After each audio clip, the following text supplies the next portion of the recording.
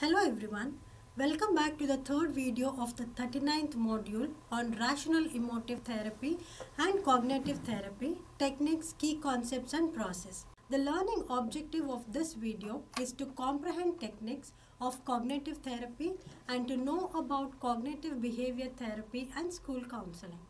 Coming to the techniques, Aaron Beck has described some techniques in relation to cognitive therapy such as decatastrophizing. This is a what-if technique. In this technique, the client is prepared to face a feared consequence by recognizing problem-solving strategies. The second technique is reattribution technique. This technique promotes stimulating thoughts and assumptions by exploring other possible reasons for the event. Coming to the third technique, it is redefining. In this technique, it helps clients to have more control over their problems by paraphrasing the problem so that it promotes action. For example, a student may say, I will put more effort in my studies rather than saying, I am a bad student.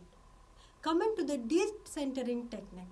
This technique involves making clients to have more clear and factful perception about the reactions of other people through observation. This can make client to be free from anxiety by not thinking about being noticed every time.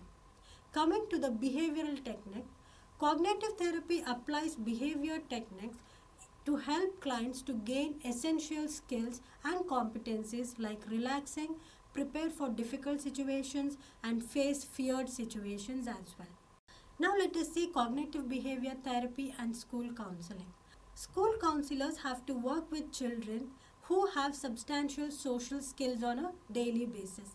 They come across many challenges when working with children in enhancing their academic, social, and emotional development.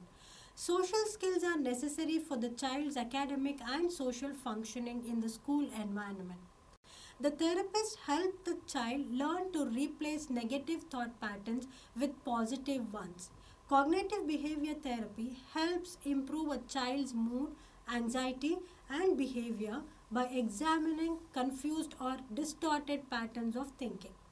Cognitive behavior therapy can help children learn to control self-defeating thoughts, impulsivity, disobedience, tantrums, or emotional outbursts, and also substitutes negative thoughts into improved self-image, new coping mechanisms, problem-solving skills, and to be more self-controlled.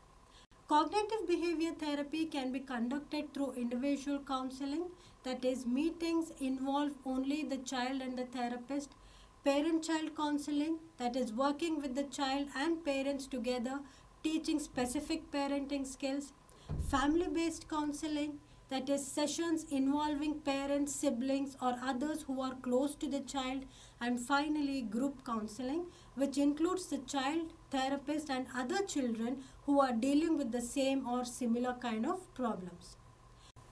Coming to the conclusion, rational emotive therapy is an educationally oriented approach that tries to teach a client to overcome self-defeating thoughts. It is a simplified approach to restructure cognition. It changes irrational beliefs into rational. It emphasizes role of cognition in mental and emotional disturbances. Cognitive therapy is also a popular form of therapy in counseling. This is true in the case of anxiety, depression, and maladaptive behaviors.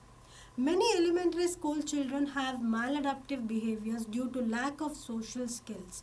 These skills may include poor interpersonal relationships, inability to make friends, issues with controlling emotions, and stress management. This can affect their academic, personal, social, and emotional functioning in and outside the classroom. It is commanding that school counselors and teachers recognize these maladaptive skills and provide services in the form of individual or group counseling method. School counselors can adapt the cognitive behavior therapy approach when teaching school children to enhance their social skills and adaptive behaviors. Thank you.